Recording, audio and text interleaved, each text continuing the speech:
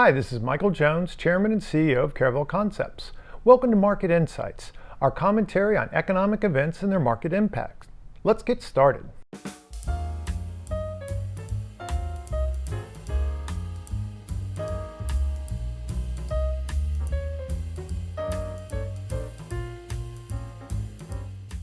This week's topic is a painful one because it's a topic that we've had to cover over and over and over for the last 15, 16 months, and that is COVID-19. As you note, I'm sure the Delta variant of COVID-19 is making headlines again because hospitalization rates are soaring all across America. Mask mandates are coming back in certain cities and even states. The completely unscientific survey of my wife and I in Charlottesville in Richmond, Virginia, is that mask wearing went from close to 100% 2 months ago to close to 0 1 month ago to probably back to 40 or 50%. As of the last couple of days, as more and more headlines are focused on this new and much more contagious variant on COVID-19. So, the news media has noticed, government officials have noticed, and you know government officials have noticed because it's not just the blue states. You're seeing red states, Governor DeSantis in Florida, the governor of Alabama, the governor of Arkansas, they are all pleading with their citizens to go out and get vaccinated. So you're seeing the politicians notice, you are seeing the newscasters notice, and you're seeing regular people notice as they start masking up again, even without a mandate. Guess who isn't noticing? Investors. Because the financial markets continue to push towards all-time records. So what's going on here? And can investors expect to continue to see this kind of amazing performance despite increasing concerns about what COVID could mean for the health of the world and, of course, the economic health of the world? So, first of all, let's revisit the themes that we first explored in our July Strategic Insights. And in that publication, we said, look, COVID headwinds are absolutely going to be a problem for the global economy, probably throughout the balance of 2021. There were significant and tragic mistakes made by governments around the world in rolling out the vaccine and convincing people that the vaccine would be safe for them to use.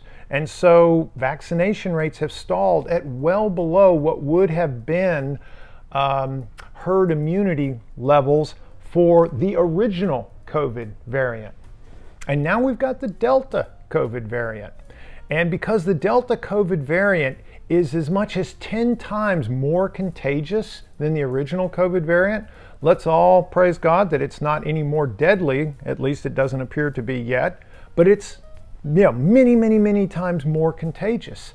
Because it's so much more contagious, it's looking like herd immunity is no longer 70-75% vaccinated.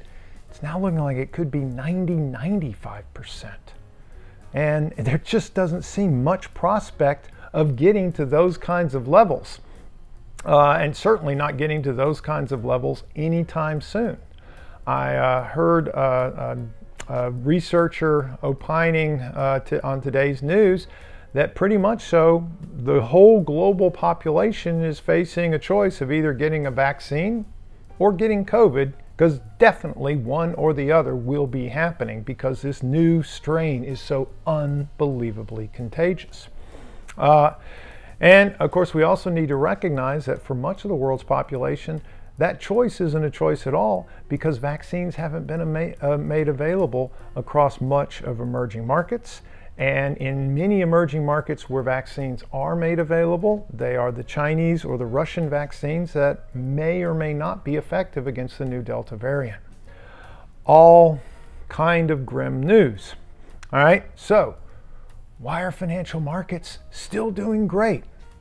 Well, first of all, and probably most importantly, thus far, infection rates are soaring.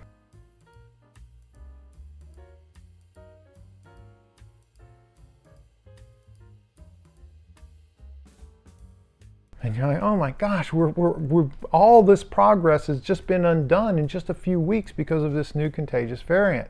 However, hospitalizations and deaths, they are not anywhere near back to those peaks. Now, could that change? Sure, we all know that it takes a few weeks for the COVID to often really become a serious health problem and force a hospitalization.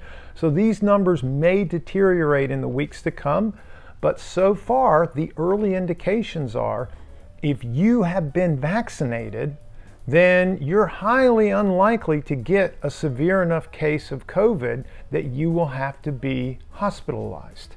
And because 50-60% of the US population is vaccinated, and about a similar number when you take into account that the UK focused on a one vaccine shot, they're also about similar. Hospitalizations are staying low. Now, of course, this isn't helping places like Indonesia, like India, where vaccination rates are much, much lower. And there are going to be continued economic impacts there. But if we spin this back to the US and our prospects for economic growth, as long as hospitalizations and deaths stay low, then you're going to continue to see economic activity, not at the breakneck pace that we saw in the first half of the year, but you're probably going to see economic growth continue. And importantly, for every person out there that is worried about COVID, there's a vaccine waiting for you.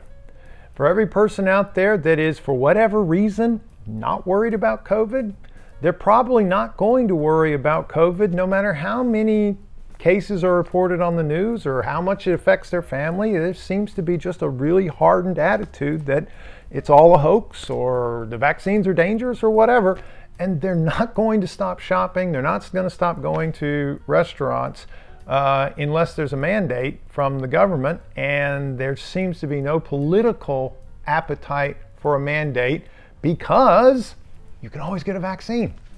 So it's kind of hard for even a blue state left-leaning governor to mandate, shutting down the economy when everybody could just go get a vaccine.